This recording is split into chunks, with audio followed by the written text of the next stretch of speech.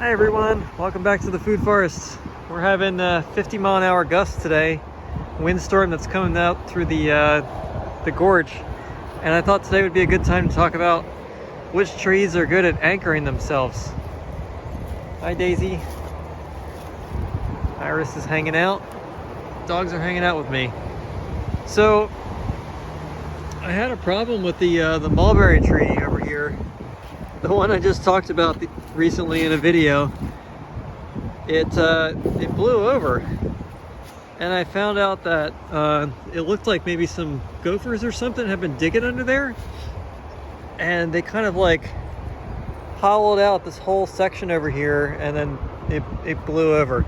So I cut like a lot of the extra growth off of there because I wanted it to not have so much of a sail effect in the wind. But I thought it might be a good time to talk about which trees I've never had to anchor with ropes and stakes. So that cherry over there that we planted, never any problems.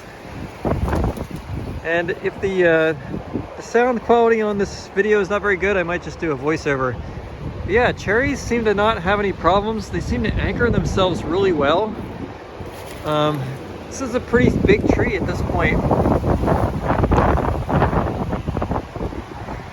Asian pears, also never any problems. Never had to anchor them. I don't know why they don't have any issues, but that seems to be what my findings are here. The soil here is kind of like a sandy loam, maybe a light amount of clay. There's a lot of mole and gopher activity, so they're always like constantly turning the soil and making things soft. So the trees that can kind of like dig in deep seem to be pretty useful here. So let's see, persimmons. I've had to stake every single one. The Nikita's Gifts blew over, early Fuyu blew over, early Jiro blew over, and the Saijo right back there also had, it's not blown over, but it's bending. So something to keep in mind if you're planting persimmons is that their roots don't seem to be super strong. And it could be that the rootstock that they're on maybe just doesn't have a good tendency to dig in really hard. Yeah, you can see it right here, right? Now that the leaves are off, wow, it's really bending. We get east winds here pretty often in the winter, which is a very normal thing to happen. Let's see, what else can we talk about? Oh, you know what? The seedling apple. That's another good example. So I planted,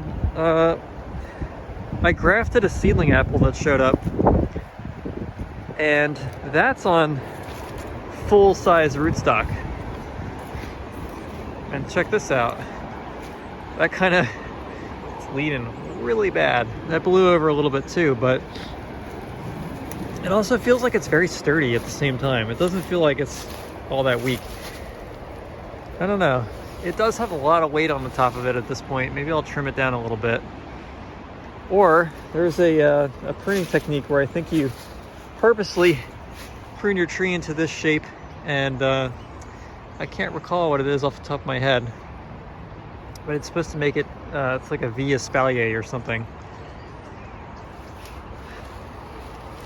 So apples are like 50-50, it seems like. Maybe if they're on full-size rootstock, they're okay. And it seems like my semi-dwarfs have had issues. So like my Fuyu over there, not Fuyu, my Fuji, Fuji apple over there blew over. It had a heavy crop one year, and then that pushed it over, and I saw gopher activity underneath of it. So it seems like gophers are always kind of around and doing things. For whatever reason, the pears don't have a problem. The apples are like 50-50.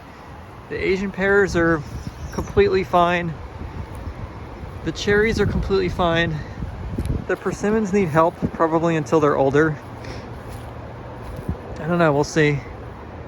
And yeah, that's been my experience so far.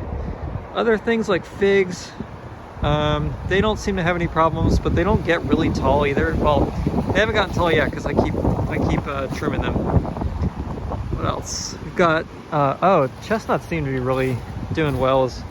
They seem to do a good job digging in as well. I have a seedling chestnut over here, way over here. Hopefully this video is not too shaky. See that guy right over there? That one is bending in the wind, but it's never blown over.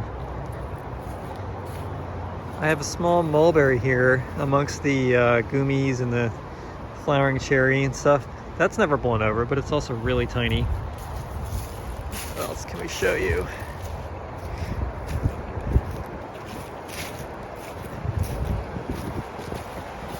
Another seedling chestnut. It's not had any issues. So I want to say the chestnuts are probably fine to just put them in the ground and not have to stake them.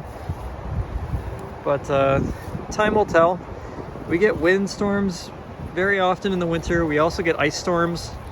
We're in this like belt between Portland and Troutdale. We're in the gorge, and ice storms seem to show up pretty often in the winter, so that'll be a good test of like the strength of the wood. Pawpaw right here, not really had any issues, but it's also protected by the house, so that's probably fine.